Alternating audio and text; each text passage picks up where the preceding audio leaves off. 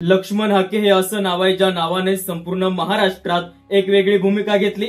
OBC नेते म्हणून ओळखले जाणारे लक्ष्मण हाके हे स्वयंघोषित नेते आहे का असा सवाल उपस्थित करावा लागेल, कारण ओबीसी असणाऱ्या अनेक लोकांनी तो आपला नेताच नाही असं स्पष्ट सोशल मीडियाच्या माध्यमातून म्हटलेलं आहे। पण आता लक्ष्मण हाकेला ठोकण्यासाठी 11 जणांची टीम छत्रपती संभाजीनगरमध्ये तयार झाली आहे। तुम्हालाही प्रश्न पडला असेल नेमकं घडलंय काय? नमस्कार मित्रांनो, मी समाधान पाटील, तुम्ही पाहतात खटपट ओरिजिनल। मनोज जरांगे पाटील गेल्या कित्येक वर्षांपासून मराठा समाजाच्या आरक्षणाच्या लढ्यासाठी लढा देत आहे। त्यांनी अनेक उपोषणं केली, आंदोलनं केली आणि या सगळ्यांच्या माध्यमातून सरकारवर वारंवार प्रश्न विचारले, पण सातत्यानं जरांगे पाटलांवर टीका करण्याचं काम लक्ष्मण हाकेंनी केलेलं आहे।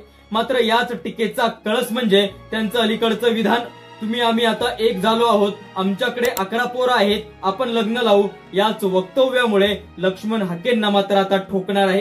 छत्रपती संभाजीनगरला मराठा आरक्षण गोलमेज परिषद घेण्यात आली।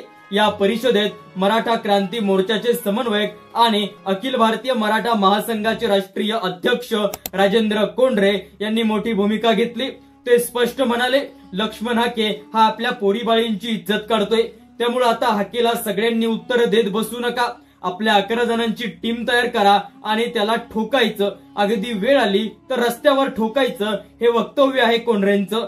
त्यामुळे आता हाकेंचं होणार काय असा सवाल उपस्थित झालेला आहे। आज चाललंय काय? मतभेद असू द्या, चर्चा असू द्या, पण त्या विचारांच्या पातळीवर राहू द्या। समाजाच्या हक्कासाठी चाललेल्या लढ्यात एखाद्या स्त्रीचा, मुलीचा उल्लेख करणं, हे अपमान करणं, हे गैरजबाबदारपणाचं लक्षण आहे। आंदोलन म्हणजे समाजाचा आवाज असतो, समाजाचा आरसा असतो, पण त्याच्या वैयक्तिक जीवनावर हल्ले करून तो आवाज गढूळ करण्याचा प्रयत्न लक्ष्मण हाकेंनी केला।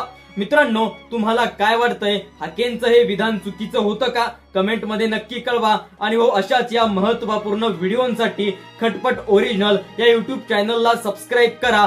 धन्यवाद। जय महाराष्ट्र।